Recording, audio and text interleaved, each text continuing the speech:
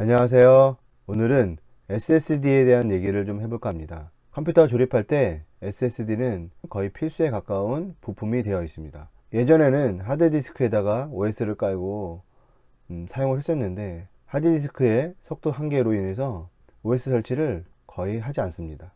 SSD를 구매해서 속도가 빠른 SSD를 이용해서 OS를 설치를 하면 전체적으로 컴퓨터 속도를 향상시킬 수 있기 때문에 이 SSD를 꼭 구매를 해서 전체적인 속도 향상을 내고 있습니다. 자, 그러면 이 SSD를 구매를 했을 때 어떤 부분을 봐야 될지 한번 얘기해 보도록 하겠습니다. 자, 첫 번째로는 SSD의 종류인데요. SSD가 초반에 나왔을 때는 메모리 방식을 MLC를 주로 사용했어요. SSD가 용량 대비 가성비가 그렇게 좋지를 않았어요. 그때 제가 64기가를 구매했을 때만 해도 거의 10만원 가까이 했었어요. 근데 요즘에는 MLC에서 TLC로 넘어가면서 가격이 엄청 저렴해졌습니다. 요즘에는 500기가 짜리도 10만원 안으로 구매를 할 수가 있어요. 대신 TLC가 초반에는 사람들한테 느린 메모리 방식이라고 비난을 많이 받았지만, 하지만 요즘엔 기술 개발이 되어 TLC도 MLC만큼 속도 향상을 낼 수 있고 수명도 늘어났기 때문에 비싼 MLC 방식을 구매하지 않아도 됩니다. TLC도 처음에는 문제가 많았던 게 메모리 적층 구조를 2D 방식으로 했다가 3D 방식으로 바뀌면서 TLC만의 문제였던 수명과 속도 부분에서 많은 향상을 시켰습니다. 거의 대부분 요즘 SSD는 3D 낸드 방식이라고 보면 돼요. TLC 방식이 2D라고 하면 웬만하면 걸으시는 거를 추천을 드립니다. 꼭 3D 낸드인지 확인하시고, QLC 방식의 SSD도 나왔지만 현재는 가성비 그렇게 좋지 않아서 많은 판매가 이루어지고 있지 않습니다. 다음으로 갈 거는 연결 방식인데요. 이 SSD를 SATA로 연결하냐 M2로 연결하냐에 따라 이 속도가 많이 다릅니다. SATA는 우리가 예전부터 써왔던 일반 하드를 연결하는 방식이었는데요.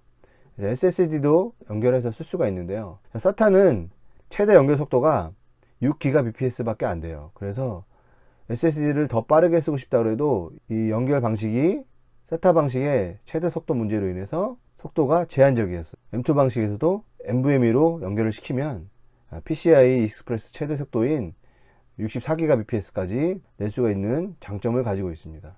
그렇다고 해서 NVMe를 쓴다고 해서 엄청난 속도가 되진 않아요. 일반적인 정도로는 속도 향상을 느낄 수가 없고요. 큰 사이즈의 데이터를 작업하시는 분들에게만 유용한 방식입니다. 예전에는 NVMe 방식이 SATA 방식과 엄청 차이가 났기 때문에 일반적 사용자들에게는 가격으로 인해서 구매를 하기 힘든 부분이 있었지만, 요즘에는 많이 저렴해져서 일반 사용자들도 NVMe SSD를 사용할 수 있습니다. 자, 다음은 컨트롤러 칩인데요. 컨트롤러 칩에 따라 이 SSD가 안정적인 속도를 내냐 안 내냐, 이 컨트롤러가 그래서 엄청 중요한데요. 컨트롤러로 몇 가지가 있는데요. 마벨 컨트롤러, 실리콘 모션, 파이슨, 이렇게 대체적으로 많이 쓰는 컨트롤러인데요. 삼성은 자체 컨트롤러만 쓰고 있고요. 웬디나 기타 몇몇 브랜드는 마벨 컨트롤러, 좀 저가로는 실리콘 모션과 파이슨 컨트롤러가 있습니다. 예전에 좀 문제가 있었던 게 이제 실리콘 모션 컨트롤러와 파이슨 컨트롤러였는데요. 이 두 컨트롤러를 사용했던 제품에는 프리징 같은 문제가 많이 발생했었습니다. 하지만 현재는 거의 그런 문제를 발생하지 않아요. 그 다음으로는 SLC 캐싱 사이즈와 DDR 메모리 유무입니다. 여기서 DDR 메모리 유무가 중요한데요. DDR 메모리가 빠진 제품이 있고 들어가 있는 제품이 있어요. 제가 빠진 제품을 써봤는데 확실히 속도가 많이 떨어지는 경향이 있었어요. 일반적인 속도보다는 큰 데이터 이전을 했을 때 속도가 많이 떨어집니다. 그래서 저가형 제품들은 대부분 이 DDR 메모리를 제거하고 가격을 저렴한 상품들이 많아요. DDR 메모리가 있는지 확인을 하시고 구매를 하시기 바랍니다. 다음은 트림인데요. 이 트림이 왜 중요하냐면, SSD는 데이터를 지우면 이 찌꺼기를 제거해 줘야지 속도가 느려지지가 않아요. 예전 하드로 얘기하면 조각 모으기 같은 그런 기능인데요. 꼭 트림을 활성화 시켜줘야지 속도 문제가 많이 없어집니다. 근데 단점이 있어요. 이 트림은 OS에서 지원을 해줘야 됩니다.